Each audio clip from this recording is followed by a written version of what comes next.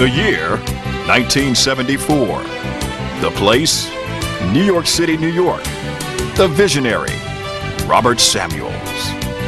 My generation was the first group of African Americans to go into the commercial banking industry in this country.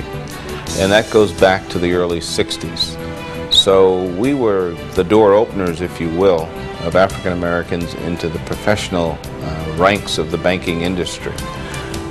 And again, I often say that we were the spiritual offspring of the civil rights movement, because indeed they actually opened the doors for us. Our job was to go through those doors and perform and show that we could indeed compete in the banking environment. The history of the National Association of Urban Bankers is full of dynamic milestones, forming a rich texture of personalities, services, and opportunities. The leaders of NAUB have created a doorway through which thousands pass each year.